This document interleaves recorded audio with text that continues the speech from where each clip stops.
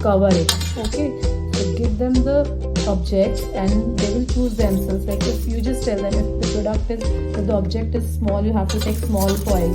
So if I'm using this lemon, they have to cover this lemon with the foil.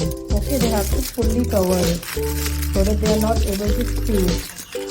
They have to cover. It's a very good activity for fine motor skills. See, like this. Okay, now this is completely that in this activity what I have taken is an A4 sheet and various objects, okay, and a marker pen. So the purpose of this activity